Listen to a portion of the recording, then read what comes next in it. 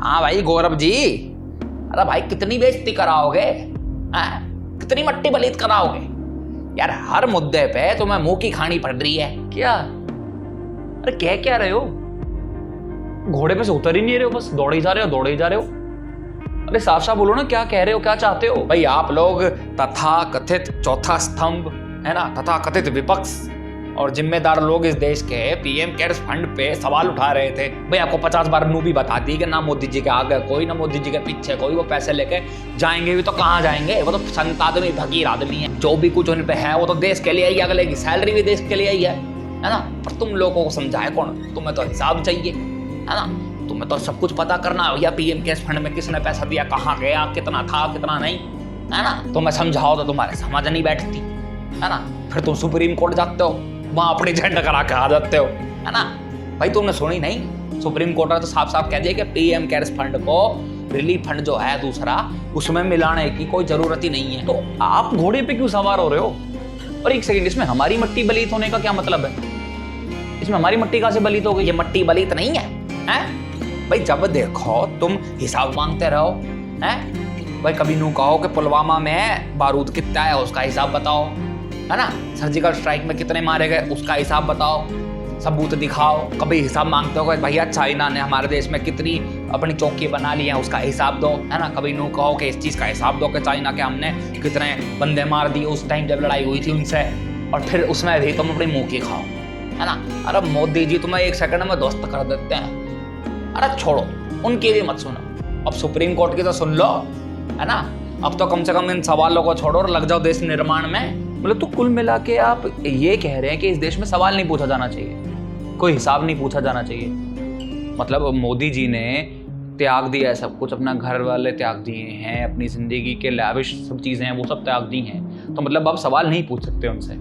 तो फिर ना मैं आपसे एक सवाल पूछ लेता हूँ, ये जो प्रधानमंत्री हमारे हैं मोदी जी, ये सन्यासी हैं या प्रधानमंत्री हैं इस देश के? अगर प्रधानमंत्री हैं तो वो एक जिम्मेदार पद है और उन्हें सवाल के जवाब देने पड़ेंगे, उनकी जिम्मेदारी है।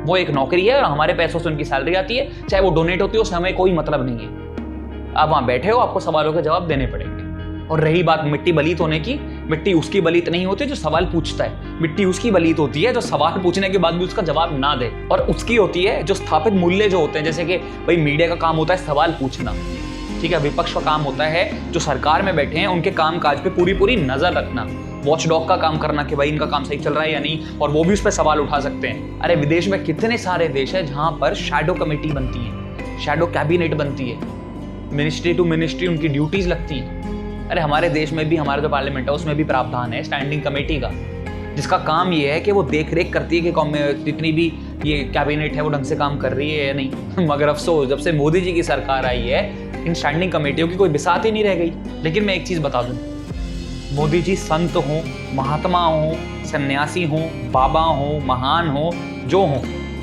लेकिन वो देश नहीं, ठीक है। ये देश बनता है इस देश के 130 करोड़ लोगों से। तुम लोग सुधरोगे नहीं हैं? अब जब रविशंकर प्रसाद ने कल साफ साफ नू कही है कि 50,000 वेंटिलेटर खरीदे गए हैं। क्या करें?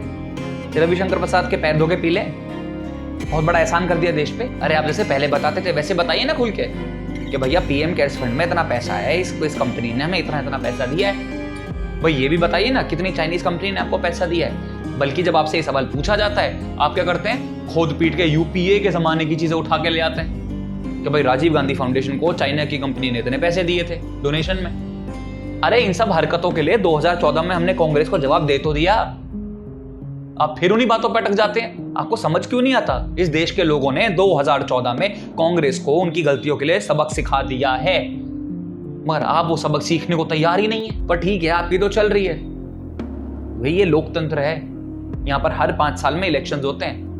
बड़े से बड़े बादशाह, ये डिक्टेटर, जब जिनके सपने थे ना पूरी दुनिया पे राज करने की, वो भी ज्यादा टाइम तक दुनिया पे राज नहीं कर पाए। तो आप भी ये बात भूलिएगा मत, ये लोकतंत्र है, यहाँ पे बादशाह की तरह बिहेव करने का कोई फायदा नहीं और कोई जरूरत भी नहीं है। अब आते हैं सर्जिकल स्ट्राइक पे। मतलब जब सर्जिकल स्ट्राइक हुई आपने प्रेस कॉन्फ्रेंस करके अगले दिन सबको बताया भैया ये हुआ है, थोड़े दिनों बाद आपने वीडियो भी रिलीज की है ना। यूं तक भी जब हमारे प्रधानमंत्री ने भी कह दिया कि भैया बादल थे इसलिए मैंने बोला बादलों में रडार नहीं पकड़ पाएगा जहाज को, ये सब बातें हुई, आपने कही ना ये बातें रिलेटेड थी ना सर्जिकल स्ट्राइक से।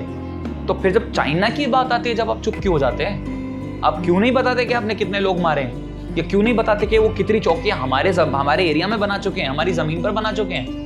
तब आप सब चुप हो जाते हैं भाई, क्योंकि सच ये है कि जो विदेश सचिव है, विदेश मंत्रालय है, विदेश मंत्री है और हमारे जो सुरक्षा सलाहकार है, उन सबके लेवल पे बातचीत हो चुकी है। उसके बाद भी चाइना हमारी जमीन पे और हमारे इलाके में घुसा बैठा है। बात सारी है, बस आपकी चल रही है भाई, आपकी सरकार है, आपसे कोई इस बारे में सवाल पूछता नहीं है। जो पूछता है उसे आप देशद्रोही कह देते हैं। आप होते कौन है हमें देशद्रोही बोलने वाले? अरे देशद्रोही ही बोलते हैं ऐसों को, समझ रहा है? देशद्रोही करते हैं सवाल, वरना कोई ना पूछता अपनी सरकार से इतने सारे सवाल, समझ रहा है? मतलब सवाल पूछने वाला आपके हिसाब से देशद्रोही, ठीक है? अपनी बात पे रहना। अब मेरी बात ध्यान से सुनो।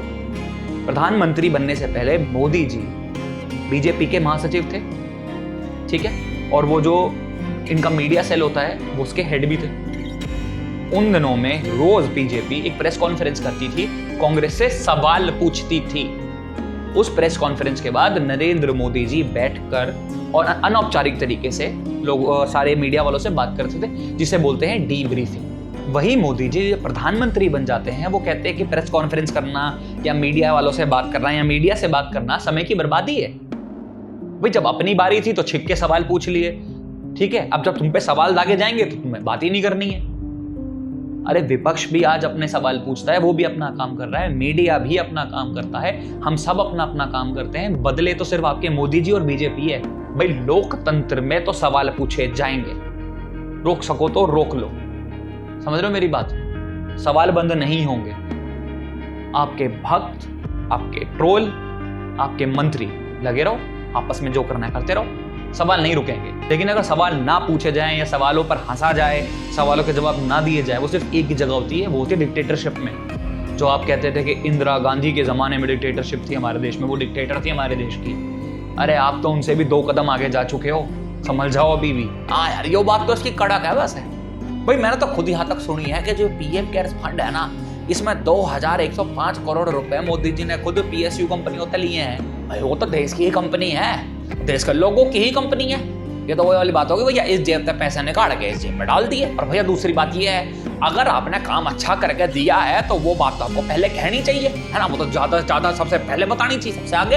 अब बता दीजिए ना कि वैक्सीन पे कितना खर्च हो रहा है, वेंटिलेटरों पे कितना खर्च हो रहा है, कोरोना सेंटरों पे कितना खर्च हो रहा है, भाई कंपनसेशन में कितना पैसा खर्चा हुआ है, बता दीजिए ना।